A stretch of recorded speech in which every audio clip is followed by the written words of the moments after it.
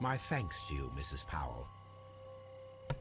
Das habe ich mir schon gedacht, weil die Schüsse, die man gehört hat, ich weiß jetzt nicht, guck mal, hier war so eine Kutsche.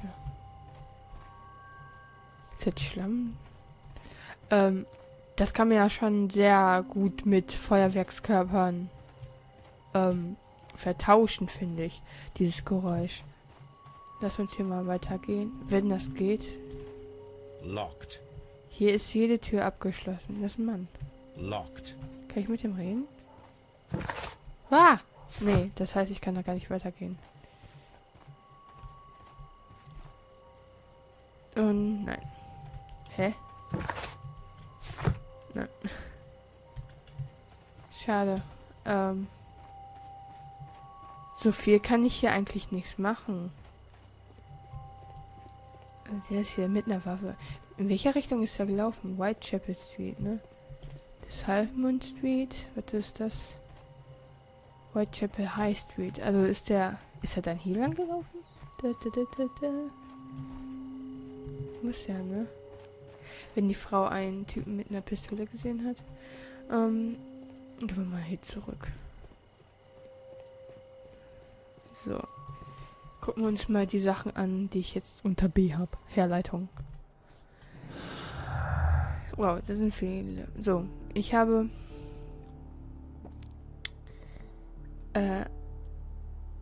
übereinstimmende Aussagen mit, weiß ich jetzt gerade gar nicht. Leighton Chapman ist die einzige Person, die nach Corti und Butler beim Betreten der Halfmoon Street gesehen wurde. Man sah, wie er sich über die Leiche beugte und danach von Tatort floh.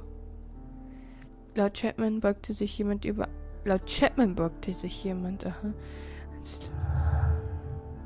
Ja. Warum? Nein. Nein. Nein. Wie kann ich das wegmachen? Da. Keine Beute, 2 Opfer. Auch nicht. Dem Fenster.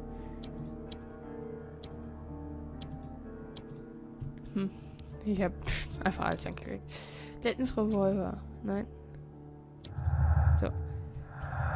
Dunkles Fenster. Constable Murrow blickte hoch zu Mr. Turners Fenster, als er an den Leichen vorbeilief. Dabei sah er niemand dort stehen. Es war kein Licht im Fenster. Aha.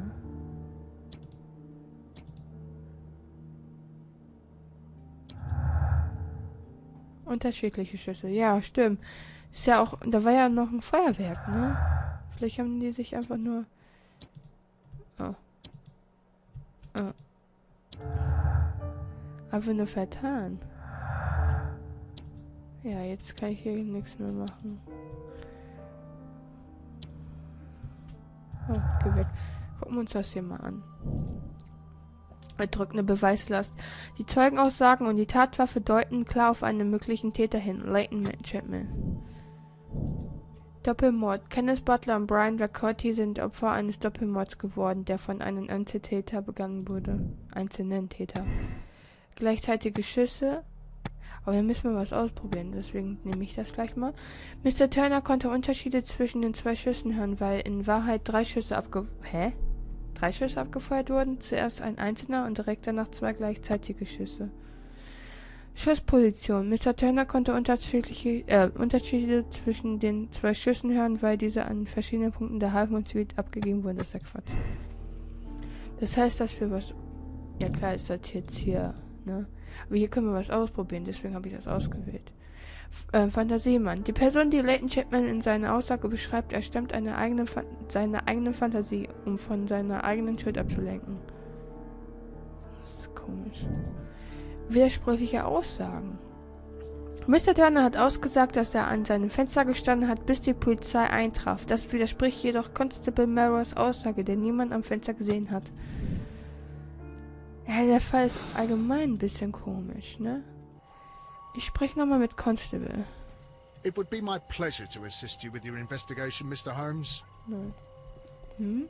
Ich kann...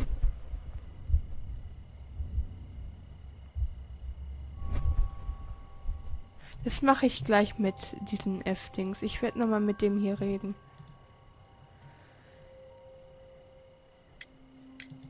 Mr. Turner, you have stated that you remained close by your window after the crime. Is that correct?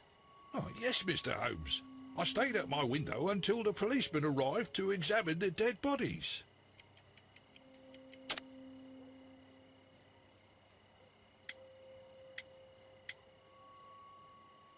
Oh Gott, was ich denn jetzt? Das Hinken. Holzstück, Türschlüssel, Turners Aussage, Westgate-Insassen. Oh Gott, ich weiß es gerade gar nicht. Holzstück ergibt keinen Sinn. Türschlüssel ergibt auch keinen Sinn. Ich mache Turners Aussage. Oder Hinken. That is very interesting, Mr. Turner. Constable Marrow stated that he did not see anyone at the window when he was running through Half Moon Street. Well, I think Constable Marrow and me, we might have been distracted by the whistles and shouts coming from Whitechapel. We could have missed each other somehow. You understand what I mean? It was a bit of a stressful moment, to tell you the truth, sir. Allow me to form my own theories, Mr. Turner. Would you mind showing me the view that you had from your window? Not at all, Mr. Holmes. Please, follow me. Mr. Turner appears to live very modestly. Ja, ich meine, die sind ja allgemein ein bisschen ärmer in dieser Gegend, ne? Und der hat gehinkt, das hat man gesehen. Also kann er auch gar nicht so schnell runtergegangen sein. Ne, guck mal, eine Vorstelle. Ist da was dran? This fire is dying out. It was last tended to over an hour ago. Da ist was drin. Feuer, Asche, verbrannte Seiten. Interessant. Man könnte das vielleicht noch lesen. The papers are almost entirely burned. I am unable to see what's written here. These words are illegible. The papers were thrown into the fire just a short while ago. Verdächtig. Als ob der versucht hat. Wird er rausgeguckt, dort vorne. Aber lass uns mal sein Bedroom, ein Schlafzimmer angucken. Und wirklich sehr bescheiden. Mr. Turner was roused from his bed by the sound of gunshots.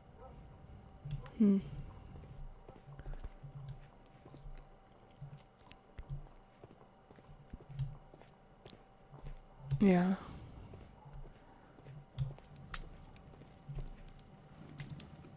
Bücherregal. Ach, guck mal, da. Aha, das ist dieses. This walking stick is broken. It was placed here quite recently. A perfect match. So, Mr. Turner broke his stick when it became stuck between the cobblestones. He did not mention that he was so near to the victims. Hat er den da nach oben gelegt? Hier war doch was da. The books on this shelf are in a mess. It looks as though Mr. Turner was trying to find something in a hurry here, a short while ago. Das ist alles sehr verdächtig, ne? Mr. Turner hat irgendein Dreck, Abstecken. Ein Küchentisch. Das Messer. This kitchen knife is quite sharp.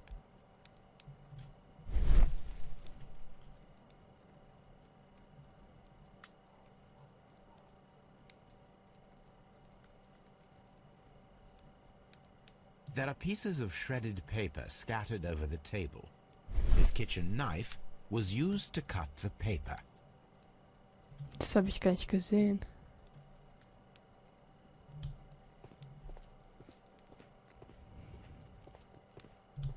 Kann ich weiterlaufen doch jetzt. So, That's the view Mr. Turner had when he opened the window. The dead body of Kenneth Butler. Brian Vercotti's contorted corpse. Mr. Turner had a perfect view of the crime scene. He saw the bodies clearly, and Leighton Chapman standing over them. So, Ryan Turner, du hast was zu erklären. Anything else you would like to know, Mr. Holmes? Eigentlich schon, aber warum fragt er denn nicht? Wir haben doch jetzt das mit dem Krückstock gefunden. Ein metallener Türschlüssel, den wir am ermordeten Kenneth Butler gefunden haben. Mr. Turner hat schwaches Bein, weswegen er hängt. Mr. Turner behauptet, er sei die ganze Zeit am Fenster seiner Wohnung gestanden. Laut Constable Marrows Aussage hingegen war niemand am Fenster zu sehen. Westgate-Insassen erfragen. Leighton und Brian Vercotti, eines der Opfer, haben sich gekannt. Sie tragen beide dieselbe Tätowierung von Westgate-Gefängnis. Oh, nee, da wollte ich gar nicht mehr hin. Ich gehe mal wieder runter. Guck mal hier.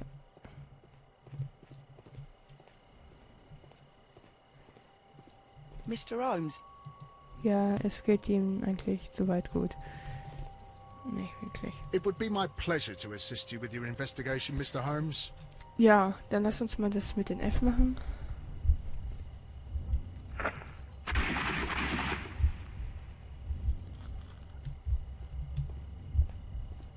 Zwei Schüsse. Der eine Schuss würde da oben sein.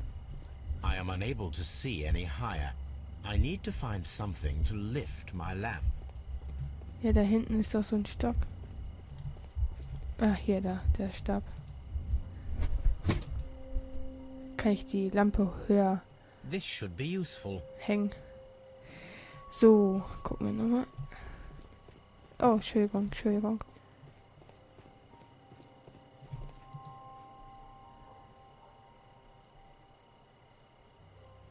Nothing interesting here.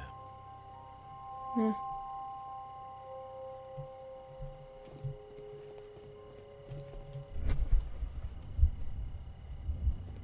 Ist das ja nichts, ne? Nothing interesting here. Da ist nichts, also ist das Quatsch.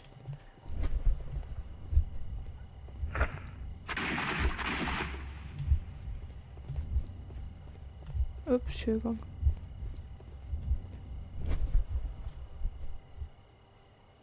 Da ist ein Einschussloch. This is most definitely a bullet hole.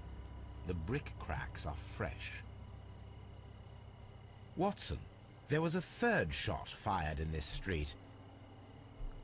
Ja. Aber in der Pistole, in diesem Revolver, da waren nur 2 Patronen, die abgeschossen worden sind. Das heißt, irgendjemand hat hier noch geschossen. I'm always wondering what's on your mind, Holmes. Ja, ich auch. Kann ich dem das sagen? It would be my... Nein.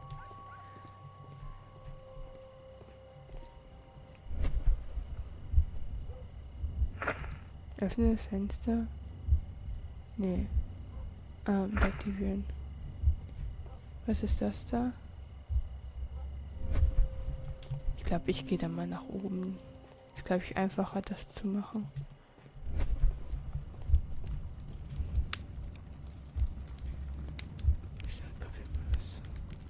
Er steigt aus dem Bett.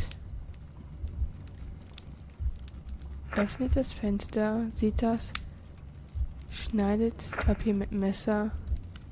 Nee, Entschuldigung. Geht runter. Legt den kaputten Stock ab. Schneidet das Papier mit dem Messer. Und wirft das dann ins Feuer. Mal gucken.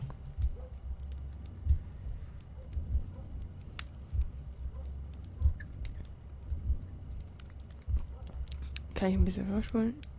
Danke. Guckt er die Mord an. Was ist da passiert? Dann ist er runtergegangen. Hat sich das genauer angeguckt. Hat dann... Der hat da irgendwas genommen. Genau, so muss das passiert sein. Dann ist er wieder nach oben gegangen. Hat seinen Stock da hingelegt. Hat dann was genommen vom Bücherregal. Hat das zerschnitten. Und dann hat er es weggeworfen. So Mr. Turner used a book to hide an object that he found on Kenneth Butler's body. The question is, what did he find? Und welches Buch? Oh, warte mal, B. Nee, T drücken. Bücher. Fettige Fingerabdrücke. I can see prints from greasy fingers upon the cover of this book. Let us take a closer look. Moby Dick bei Herman Melville. Well now, Oha. what a find. A precious jewel concealed inside a book.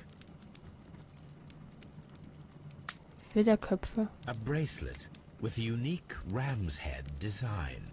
A distinctive feature of ancient Grecian artifacts, probably of the Hellenistic era. Da müssen wir nochmal nachfragen. Hallo, Mr. Turner?